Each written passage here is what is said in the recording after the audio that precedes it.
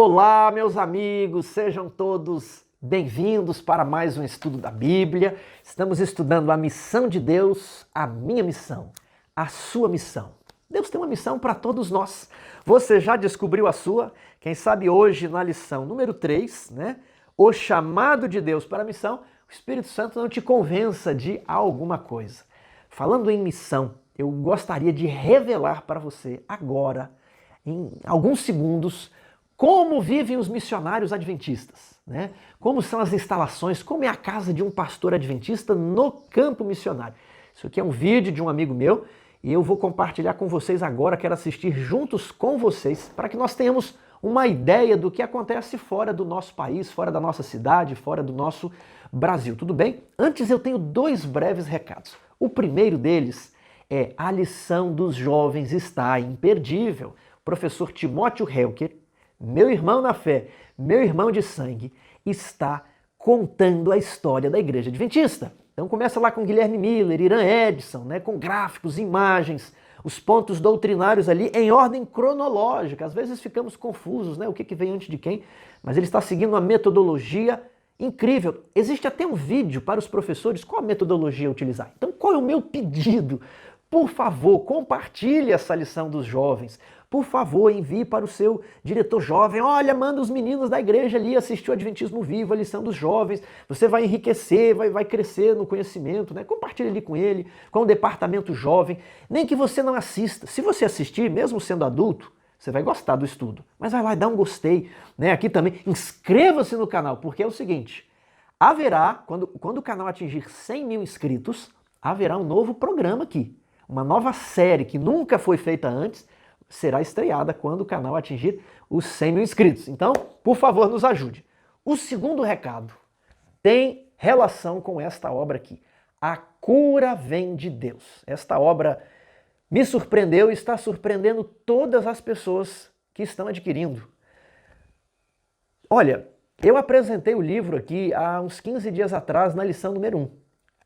Se passaram 2 semanas e praticamente quase 30% de todas as unidades já foram vendidas. Então você que deseja mais saber sobre os métodos curativos de Deus, veja esta obra aqui. Ela possui páginas coloridas, ela possui indicação de alimentos para cada doença, né? Contraindicação de alimentos para cada doença. Aqui, por exemplo, doenças músculo-esqueléticas, artrite, né? Talvez você não tenha, mas alguém da sua família, sua avó, um parente idoso, né? Aqui no rodapé, artigos científicos citados, comprovando todas as afirmações aqui, ó. Artigos científicos citados. Então, o livro, olha, aqui, ó, Dor nas costas, tudo bem? Então aqui o livro, ele tem, olha, ilustrações bonitas. O livro também tem textos da irmã White, pedacinhos aqui, ó. Você consegue ver, né? Pequenos parágrafos. Então isso aqui você pode fazer igual aquela menina que estava lá na Síria e o comandante estava com lepra. Ela falou, na minha terra existe um profeta, ele vai te curar dessa lepra. Ela não cortou palavras, não rodeou não, ela falou isso mesmo.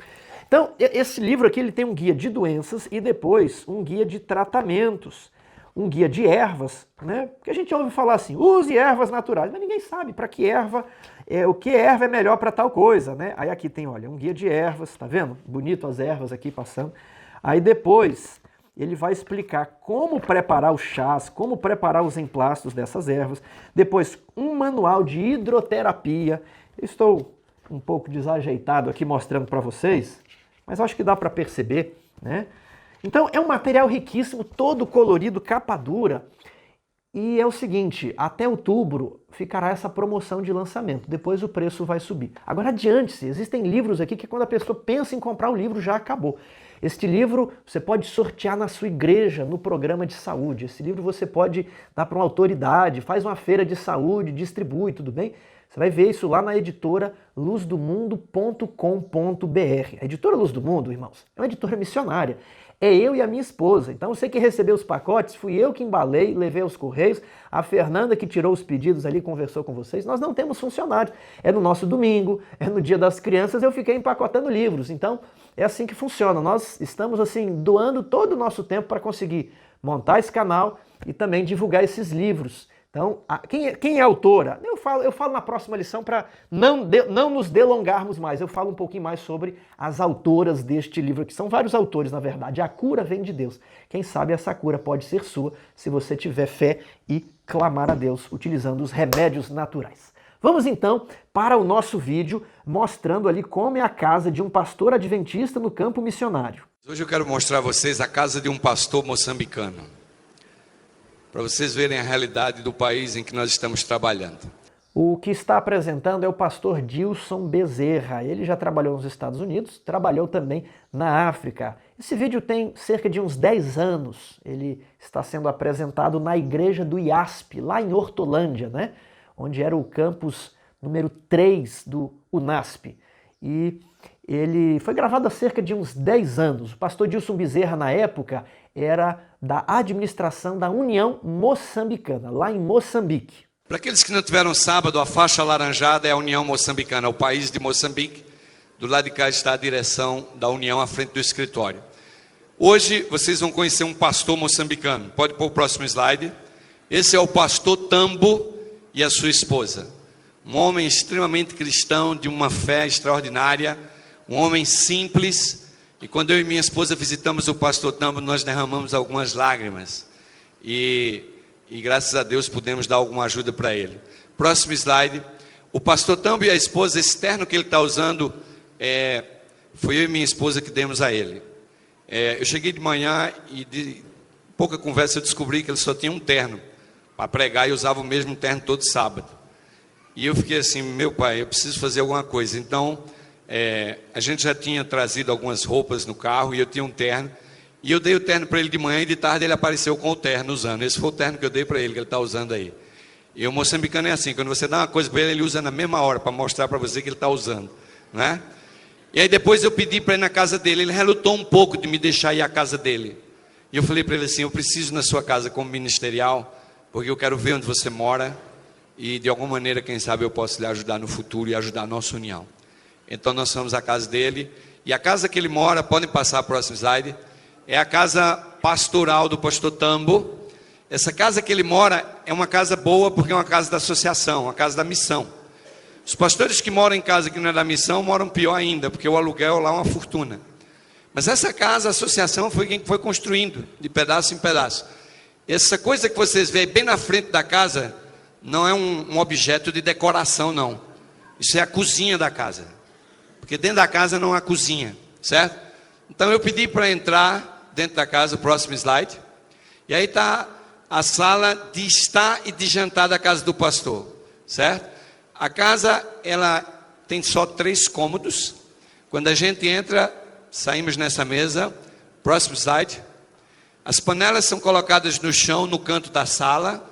E os mantimentos já estão tudo aí também. Não tem despensa, não tem nada. Olha, é de doer o coração, não é?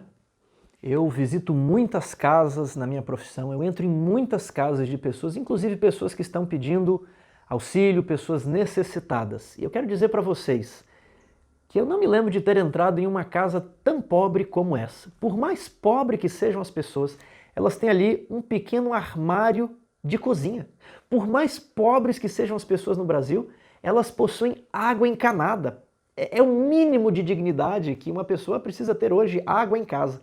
Mas como vocês vão ver aqui, esse pastor não tem armário, as vasilhas são guardadas no chão, né, e a água precisa ficar dentro de um tonel, né, que todo dia a pessoa vai usando um pouquinho e tem que buscar em cima da cabeça a água. Vocês olham ali uma vasilha de tomate em cima, se vocês olharem em cima daquele móvel, alguns produtos, um pouquinho de óleo. Em Moçambique, no mercado, se vende aquelas saquinhos de óleo pequeno, que as pessoas só têm dinheiro para comprar pouquinho óleo. Então compra saquinho, expressão, tudo é pequenininho lá, né? Sabão Omo lá é pequenininho, tudo é pequenininho, porque as pessoas não têm dinheiro para comprar grande, então compra tudo pequeno. Então, o que vocês veem ali na despensa, em cima daquele móvel, é realmente a comida que eles têm para comer. Próximo slide. Porque a sala da casa é essa sala. Vocês viram o lado de lá, agora estão vendo de cá. Há outras panelas do lado de lá. Há um quarto com aquela porta e do lado de cá outra porta. E aí terminou a casa. É uma sala, de um lado um quarto, do outro lado do quarto. Vocês veem que não há água encanada, a água está naquele botijão preto, lá naquela corner da casa, lá no canto, perto da porta. E eu queria fotografar o quarto, mas a esposa pediu para não fazer isso. Ela disse para mim que no quarto só tinha as esteiras no chão, e a família toda dorme em esteiras, e que ela preferia que eu não batesse foto. Olha, você dorme em colchão?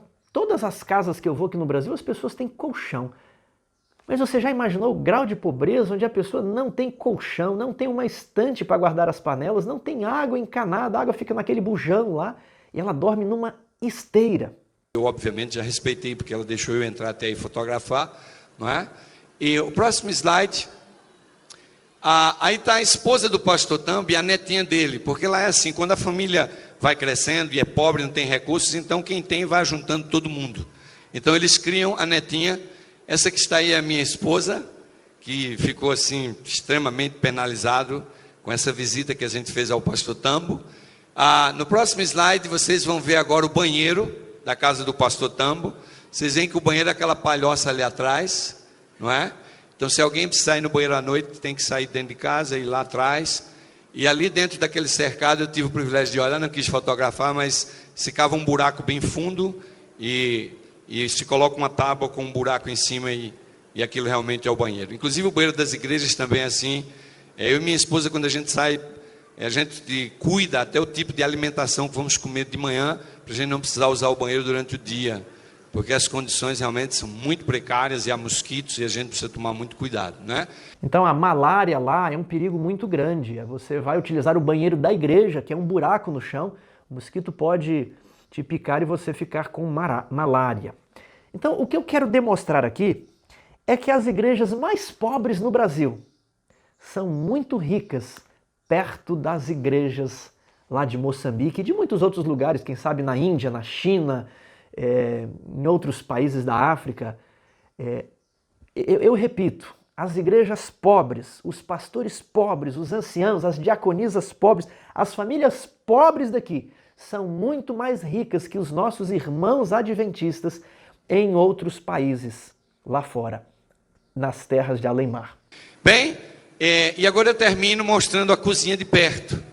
Aí está a cozinha. E eu perguntei à esposa dele, falei, mas isso é a cozinha? Ela falou, pastor, é a cozinha.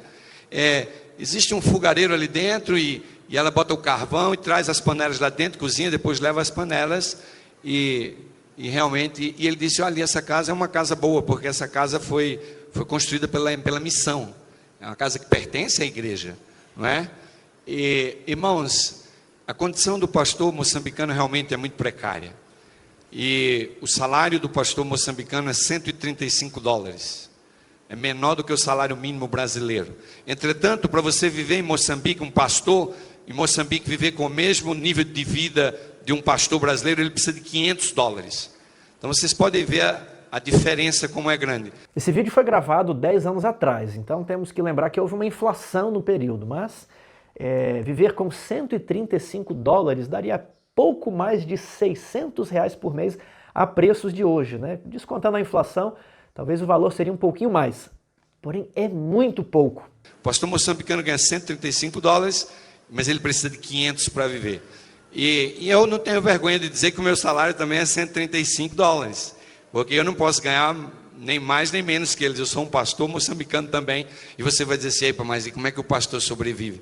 Uau, Deus, pela misericórdia dele, a conferência geral, quando manda os missionários e o salário é muito baixo, ela dá um bônus para o pastor sobreviver. E graças ao bônus da conferência geral, eu posso chegar aos $500 e consigo viver. Mas nós viajamos vendo a miséria dos pastores com o coração partido. Eu uma vez liguei para eu tenho um doador na cidade de Dallas, nos Estados Unidos, todo mês ele está nos ajudando, e eu disse para ele, olha, eu poderia usar uma parte do seu dinheiro para ajudar os pastores. E quando eu vou visitar os pastores com o ministerial, geralmente eu tiro do bolso 1.000 meticais e dou para o pastor, e às vezes eles me abraçam, choram, não tinham o que comer na despensa. Às vezes a gente dá o nosso próprio dinheiro, eu e minha esposa. Uma situação muito difícil do pastorado moçambicano. Eu pediria as orações dos irmãos. Nós estamos agora trabalhando para ver a questão de dízimos. Alguém vai dizer assim, mas a igreja mundial não ajuda. Ajuda, irmãos. Nosso orçamento na União é 4 milhões de meticais e só arrecadamos 1.500.000 meticais. E a igreja manda mundial 3,5 milhões de meticais. E é por isso que a União existe, senão ela não existiria. Então a igreja tem ajudado. Mas nós estamos trabalhando e orando a Deus para que esse estado ministerial em Moçambique realmente possa mudar e que Deus realmente nos abençoe e dê sabedoria para a gente fazer a obra e ajudar aqueles irmãos a realmente terminarem a obra de Deus naquele lugar. O pastor Dilson Bezerra é o pastor que apresentou a mensagem. Ele é uma pessoa muito querida, é um amigo meu. Se ele estiver ouvindo, pastor Dilson, um abraço para você e a sua família. Ele ainda continua na África, ele ainda continua no campo missionário, não mais em Moçambique, mas está lá pregando o Evangelho eterno. Então, meu amigo, o que você sentiu ao ver a casa de um pastor adventista em Moçambique? Agora, eu pergunto para você, o que você acha que um pastor moçambicano pensaria ou sentiria se ele pudesse vir ao Brasil e ver as nossas instalações, as nossas casas, as nossas igrejas? Será que ele gostaria de trabalhar no Brasil? Eu acredito que sim. Agora, será que nós gostaríamos de trabalhar lá recebendo $135 de salário, né? Medicais e a moeda local? Tiago, mas e as nossas ofertas não vão para lá? Vão. Mas é pouco que vai. No pouco, a igreja consegue fazer isso ainda. Então, no Brasil, nos Estados Unidos, na Europa, nós somos muito ricos. Nós temos muita abundância, nós temos comida, nós temos eletrodomésticos. E aí, falando nisso, entra aqui a parte de domingo, indo além da zona de conforto. Na semana passada eu havia feito um apelo para as grandes igrejas, associações, uniões, que cada grupo, dentro das suas possibilidades, poderia tentar manter um obreiro, um pastor, uma família pastoral em um local pobre do mundo, da janela 1040. Existe o mundo muçulmano, a Índia, a China, Moçambique, né? As igrejas e as famílias pobres aqui são muito mais ricas que as famílias ricas ou as igrejas ricas daquele lugar. Será que não deveríamos de alguma forma sair da nossa zona de conforto? Quando nós pensarmos, a igreja manda os recursos, nós temos que entender que não é suficiente. Existe um campo muito grande ao redor do mundo e a maioria dessas pessoas são pessoas pobres. Elas não estão na realidade brasileira, na realidade americana, na realidade europeia. Então, isso me parte o coração de pensar que um pastor adventista, né, que é um irmão nosso, vive em condições tão precárias, não é? E enquanto do lado de cá, nós às vezes desperdiçamos os recursos. Então, olha só, indo além da zona de conforto, parte de domingo. Qual que é o objetivo da lição? Ela vai trabalhar com a história da Torre de Babel e com o chamado de Abraão, fazendo um paralelo com a nossa vida em Babilônia e com o chamado de Deus para o reino dos céus, não é? Leia Gênesis 11, 1 a 9. Quais eram as intenções dessas pessoas? Aqui é a história da Torre de Babel. Ora, em toda a terra havia apenas uma linguagem e uma só maneira de falar. Sucedeu que, partindo eles do Oriente, deram com uma planície na terra de Sinear e habitaram ali. Isso foi algum tempo depois do dilúvio. E disseram uns aos outros: Vinde, façamos tijolos e queimemo-los. Os tijolos servirão de pedra e o betume de argamassa. Disseram: Vinde, edifiquemos para nós uma cidade ou uma torre, cujo topo chegue até os céus, e tornemos célebre o nosso nome, para que não sejamos espalhados por toda a terra. E ele diz que Deus desceu, viu aquilo e confundiu as línguas, porque era plano de Deus: crescei, enchei, multiplicar e enchei a terra. Então, quais eram as intenções das pessoas? Que objetivo tinham em mente? Tornar célebre o próprio nome, ficar famoso, né? Ficar popular, orgulho, vaidade. E o espírito de profecia revela que, como Deus havia destruído o mundo por meio da água, eles raciocinaram: olha, se Deus enviar outro dilúvio, nós vamos correr para a nossa torre, vamos subir até o topo, vamos olhar para Deus e dizer: olha, não nos destruiu, viu? Viveremos a nossa maneira, adoraremos quem nós quisermos, e o Deus do céu não mais nos poderá destruir, porque temos a nossa torre, somos famosos, né? Uma grande cidade com uma torre no meio. Mas Deus confundiu as línguas. Por que Deus o impediu? Porque havia o risco de se formar um governo opressor que exterminaria os justos da face da terra. O plano de Deus era para que as famílias povoassem toda a terra. E por isso Deus confundiu as línguas, forçando eles a se espalharem. Há quem deseje tornar célebre o próprio nome, diz a nossa lição. Com que frequência as pessoas procuram fazer o mesmo hoje em dia? No fim, quão fúteis e sem sentido são os seus esforços? E aqui vamos fazer a nossa aplicação para o tema missionário. Qual é a aplicação? Será que hoje não pensamos em construir belas casas?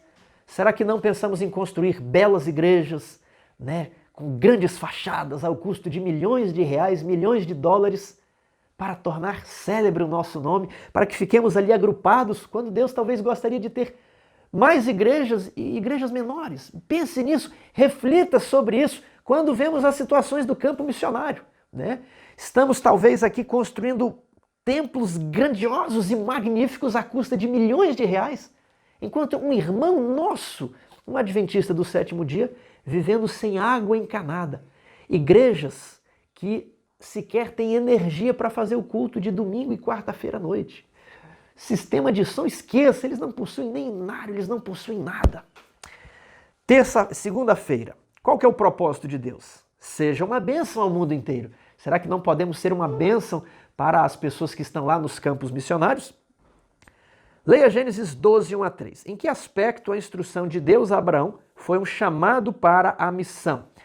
Então vamos virar aqui o capítulo. Depois da Torre de Babel, lá na cidade pagã de Ur dos Caldeus, Deus chamou um homem, o nome dele era Abrão. Ora, disse o Senhor a Abrão: sai da tua terra, da tua parentela e da casa do teu pai, e vai para a terra que eu te mostrarei. Primeiro chamado, sair da sua zona de conforto.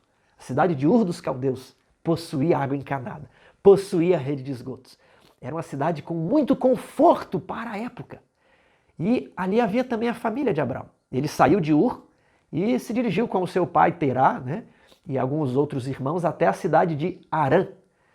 E ali ele ficou um tempo em Harã e depois Deus chamou ele novamente. Olha, você vai para a terra de Canaã. E para a terra de Canaã, Abraão foi apenas ele, sua família e o seu sobrinho Ló. Os outros parentes ficaram em Harã. Então se separar da família já é um primeiro, né, você já está saindo um pouco da zona de conforto. Agora, por que Deus chamou Abraão para sair de lá? Para que ele seja uma bênção. De ti farei uma grande nação e te abençoarei, te engrandecerei o nome, sê tu uma bênção. Abençoarei os que te abençoarem e amaldiçoarei os que te amaldiçoarem. Em ti serão benditas todas as famílias da terra. Então Abraão deixou a família, deixou a sua terra com conforto para morar em barracas, para morar em tendas. E qual foi a promessa de Deus? Você será uma bênção. E aí, pergunta número 3. Leia os textos a seguir. O que cada um deles diz sobre a aliança de Deus, sua promessa para nós. Então, Gênesis 3,15. O descendente da mulher mataria a cobra. Um da própria família de Eva ajudaria a libertá-la. O salvador seria da família humana. Gênesis 17:19. A mulher de Abraão teve um descendente e existe todo um significado especial. Lá em Gênesis 3,15, o descendente da mulher seria o salvador. E agora Abraão em busca de um descendente, e até que enfim ele tem um descendente, Isaque. Em algum momento ali é pedido que Abraão sacrificasse Isaque, mas no momento Deus segurou a mão de Abraão e proveu um cordeiro para o sacrifício. Abraão falou o quê? Deus proverá um cordeiro que substituiu o sacrifício de Isaque. Então um descendente substituiria o sacrifício de Isaque. A história de Abraão e Isaque ela é simbólica do que aconteceria no futuro. Números 24:17. Uma estrela procederia de Jacó, um cetro se levantaria em Israel. Então, esse descendente da mulher seria um rei. Isaías 9:6. Um menino nos nasceu. Ali, aquele menino que julgam ter nascido nos dias de Isaías, outros julgam que essa é uma profecia apenas para o Messias mesmo, mas é a ideia do descendente prometido à mulher, uma criança que nasceria e mataria a serpente. Agora Daniel 9:24-27 diz que essa criança, esse ungido, viria depois de 69 semanas. E em Mateus 1:21, Jesus será o seu nome, porque ele salvará o seu povo dos pecados deles. Então veja essa missão. Jesus, qual é a aplicação aqui, professor? Jesus saiu da sua zona de conforto, ele saiu da sua zona de conforto lá no céu e foi um missionário. Jesus usou aquele banheiro ali para o lado de fora. Jesus não tinha ventilador. Jesus sofreu uma infinita humilhação. Já tratamos disso na lição número 1. Para quê? Para salvar o povo dos pecados deles. Será que não deveríamos amar o nosso próximo como Jesus nos amou? A fim de salvar. O objetivo é salvar do pecado, guiar no serviço. A mensagem do advento a todo mundo em minha geração. Então Abraão saiu da terra da sua parentela e foi para a terra de Canaã com a promessa de receber uma bênção. É isso que vimos na segunda-feira. Agora na terça-feira, Abraão chegou lá, o que aconteceu? Leia Gênesis 12, verso 10. Ele fez a viagem, chegou lá, 12, 10. Havia fome naquela terra. Que paradoxo. Deus falou, você vai sair da terra da tua parentela, onde tem conforto, e vai morar em tendas, mas eu vou te abençoar. E Abraão chega lá e havia fome. Abraão nunca voltou. Abraão poderia ter falado, Senhor, eu fui aqui na expectativa, olhei, não era aquilo que prometeram. Campo missionário é sempre assim, você vai, quando você chega é bem pior, né? É bem pior. E aí, Abraão chegou e falou, não era o que eu estava pensando. Mas ele não voltou. Ele falou, eu vou para o Egito, ali tem comida, mas depois eu volto aqui para a terra de Canaã. Deus falou para vir aqui. Por isso que Abraão, ele é o pai da fé. Não só por isso, depois tem a história de Isaac. Por quê? Porque lá no Egito ele foi provado. E aí nessa segunda prova ele não resistiu, né? O que aconteceu? Ele tinha uma esposa muito bonita, que devia ter aí 75 anos de idade, mas a mulher era muito bonita. E o pessoal do faraó cobiçou aquela mulher e Abraão ficou com medo de dizer que era sua esposa para não morrer. E aí ela foi levada para o palácio, mas Deus visitou o faraó e o faraó teve que libertar aquela mulher e pediu para Abraão se retirar do Egito. Então veja, Abraão passou numa primeira prova, mas ele não passou na segunda. Todo o trabalho missionário apresenta uma prova. Em qualquer situação da vida nós vamos ser provados. Para cada pecado que nós pedimos perdão, Deus vai nos provar. Para quê? Para revelar para nós quem nós somos, onde nós estamos, para revelar as nossas fraquezas, estendendo sempre a mão, dizendo que em Cristo há vitória, em Cristo há poder para vencer. E Ele manda as provas até que nós demonstremos, ao passar naquelas provas, que nós realmente nos arrependemos daquele pecado, daquela fraqueza. Mas a ideia é, saia da zona de conforto, vá para o campo missionário, Deus vai te abençoar, mas não vai ser fácil. Pastor Dilson já me contou tantas histórias, tantos milagres. Ele me falou o seguinte, eu estava nos Estados Unidos, né, e ele gosta da expressão, vivendo com as benesses dessa terra palaciana, com carro na garagem, com casa bonita, o estilo de vida americano. Mas Deus colocou um desejo no coração dele para ele ir para o campo missionário. Ele falou, lá no campo missionário, eu presenciei os verdadeiros milagres. Se você quer presenciar um milagre, os milagres estão no campo missionário. Vamos então para a quarta-feira, a igreja primitiva e as zonas de conforto. Leia Atos 8, 1 a 4. Na igreja primitiva, o que provocou a dispersão dos crentes para além da sua zona de conforto? Nós sabemos que quando Jesus morreu, os apóstolos foram presos, depois foram soltos, e ele tinha um probleminha aqui, um probleminha ali, mas a igreja foi mantendo, né? A igreja foi pregando ali em Jerusalém, até que Herodes matou Tiago, mas a igreja foi pregando ali, né, em Jerusalém. Aí um belo dia, Estevão foi preso e Estevão foi apedrejado. E quem foi chamado para discutir com Estevão foi um homem chamado Saulo de Tarso. E Saulo ficou com muita raiva porque ele não tinha argumentos para rebater os textos que Estevão citava a favor de Jesus. Então eles pegaram, arrastaram Estevão para fora da cidade e apedrejaram Estevão. Mas Jesus estava com Estevão. O céu se abriu e Estevão falou, eis que vejo o céu aberto e o Filho do Homem em pé à destra da majestade. Jesus sempre é apresentado sentado, mas naquele momento Jesus ficou de pé, porque ele jamais ficará sentado, enquanto um de seus filhos enquanto um de seus irmãos, enquanto um de seus obreiros é martirizado. E após a morte de Estevão, se levantou uma grande perseguição em Jerusalém, é o que vamos ler aqui, ó. Abri em João, Atos capítulo 8, verso 1. Naquele dia levantou-se grande perseguição contra a igreja em Jerusalém, e todos, exceto os apóstolos, foram dispersos pelas regiões da Judéia e Samaria. Alguns homens piedosos sepultaram a Estevão e fizeram grande pranto sobre ele. Porém, Saulo assolava a igreja, entrando pelas casas, arrastando homens e mulheres, encerrava-os no cárcere. 4. Entre mentes, os que foram dispersos iam por toda parte, pregando a palavra. Aquilo que era para ser uma maldição, tornou-se uma bênção. Foram perseguidos, mas o evangelho foi se difundindo. Saulo ia aprendendo e mais cristãos iam se batizando. Espalharam a mensagem que só estava em Jerusalém por toda a Judéia e Samaria. Então, o que nós respondemos aqui? Na igreja primitiva, o que provocou a dispersão dos crentes para além da sua zona de conforto? A morte de Estevão e a perseguição encabeçada por Saulo de Tarso. Tudo bem? A igreja foi dispersa por toda a Judéia, eles foram pregando a palavra, mas não pregavam a mensagem aos gentios, pregavam apenas para os judeus. Agora pergunta 6. Que mensagem o Senhor deu a Pedro e como devemos em nossos dias aplicar esse princípio à obra missionária? Pedro, ele teve uma visão, ele estava orando ali no terraço, e ele teve a visão de um lençol com muitos animais imundos, e uma voz que dizia, Pedro, tá vendo esses animais? Mata e come. E ele fala, Senhor, eu sou judeu, eu sigo a lei, eu não como carnes impuras, eu não como esses animais imundos. E a lei dizia, mata e come. E aí ele resistiu, e depois Deus dá o significado da visão. Vamos ver aqui Atos capítulo 10, no verso 28. A quem se dirigiu Pedro dizendo, vós bem sabeis que é proibido a um judeu ajuntar-se ou mesmo aproximar-se a alguém de outra raça.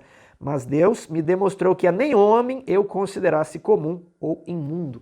Então o evangelho deve ser pregado a todos, independentemente se é uma pessoa fora da sua família, fora do seu bairro, de outra cor, de outro país, de outra língua, independente se é um homem livre ou se é um homem condenado, um presidiário, independentemente se é um homem rico ou se é um traficante, todos devem ouvir o evangelho. Não devemos considerar imundo a nenhum dos homens. Evidentemente, tem pessoas que conseguem penetrar num campo, outras têm talentos que penetram em outra classe. Uns são mais educados e têm um discurso mais educado, outros falam de maneira mais popular e atingem pessoas mais populares. Cada pessoa tem uma obra, para cada pessoa existe um chamado. E eu falo aqui para você, meu amigo, qual é o seu chamado? O que você está fazendo?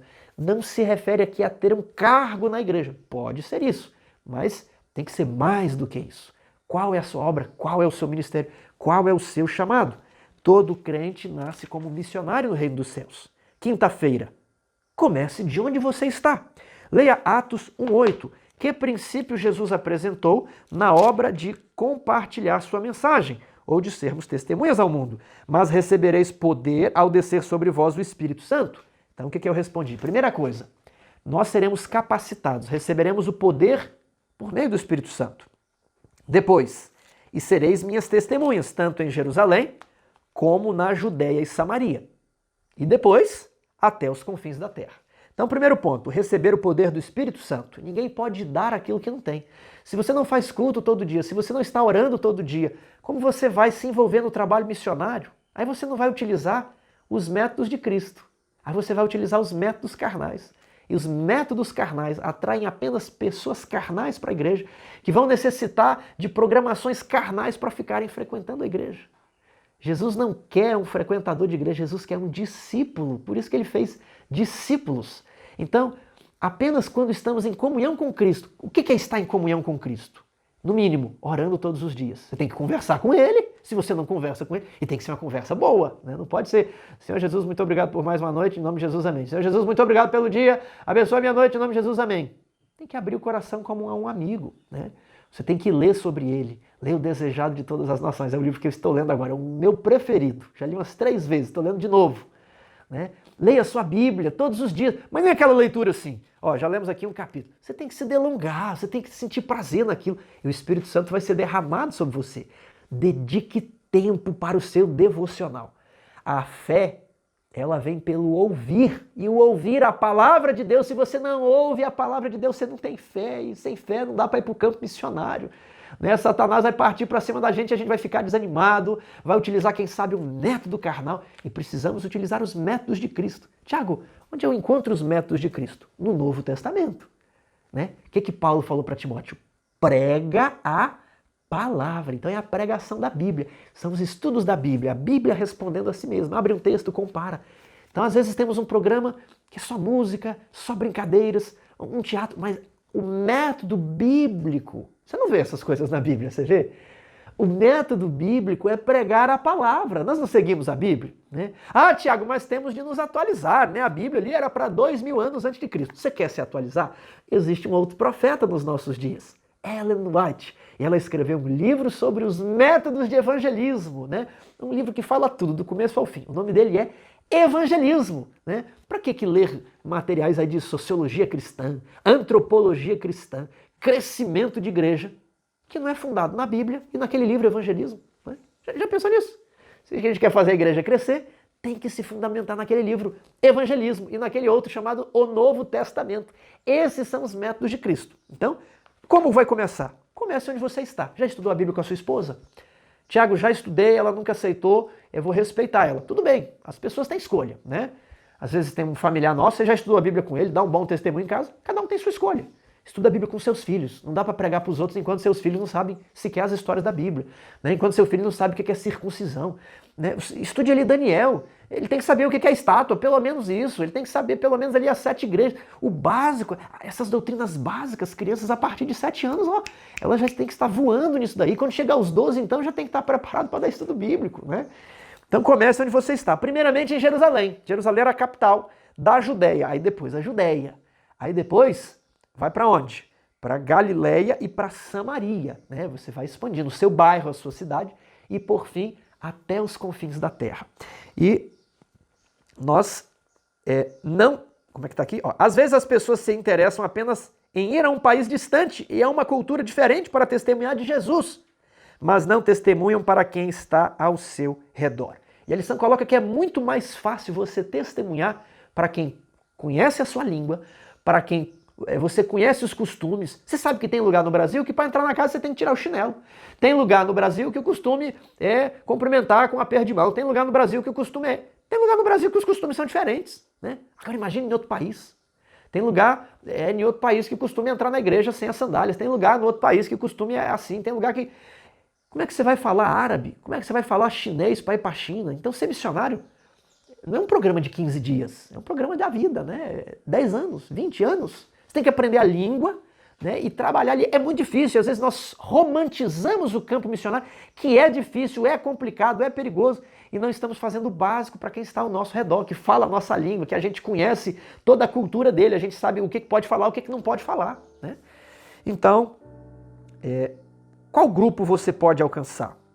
Qual conforto você pode abrir mão? Chegamos ao fim do nosso estudo, e novamente eu lanço aquele apelo da semana passada. Nós, como igrejas ricas, deveríamos pagar um pastor lá na janela 1040, na Índia, na China, na Mongólia, na África, no mundo muçulmano, na Indonésia, em Israel, né? O evangelho ali é muito pequeno, muito difícil de avançar. E às vezes estamos querendo mais conforto, né? Os bancos estão bons e bancos melhores, a fachada da igreja já está bonita, aí construímos uma fachada ainda melhor, prédios, estrutura, nós precisamos ter. Temos que ter estrutura, projetor, mesa de som, salinha, isso tudo tem que ter. Não estou sendo contra nada disso, temos que ter estrutura.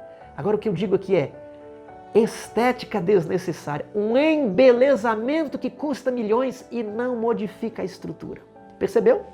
Um embelezamento que vai além da utilidade do imóvel. Isso é o seguinte: como que nós vamos responder a Deus do dinheiro mal empregado deste lado de cá do oceano, sabendo que existem irmãos nossos? É um irmão, ele tem CPF, ele tem filhos, ele tem família, ele quer estudar os filhos, mas ele está ali se dedicando à casa de Deus. Na época que esse vídeo foi gravado, cada pastor tinha 50 igrejas lá em Moçambique e não tinha motocicletas. O pastor Dilson me contou, que eu nunca fui em Moçambique, que os pastores ficaram motorizados. Ele conseguiu doações para que os pastores tivessem uma motocicleta. As igrejas foram melhorando. Agora, existem muitos lugares no mundo. Será que nós, como associação, não poderíamos ter um projeto? A associação tal, a igreja tal, a família tal, ela tem um obreiro lá no outro lado do mundo. Enquanto a gente dorme do lado de cá, o obreiro está trabalhando para nós do lado de lá. Se nós... A missão não é mundial. Então, Nós damos o dinheiro na escola sabatina, irmãos, mas o que vai, vai subindo para as instâncias e quando vai lá, a necessidade é muita e o dinheiro é muito pouco, né? Então, de algum modo, nós precisamos fazer valer essa ideia de missão global, porque se a missão é global, nós temos que dividir o que temos de recurso com as igrejas, para que eles também tivessem um pouco da oportunidade que eu e você temos. Esse é o meu apelo. Vamos nos envolver na missão e de algum modo vamos sair da nossa zona de conforto. Um abraço para todos vocês, que possamos nos encontrar no campo missionário. Que Deus o abençoe.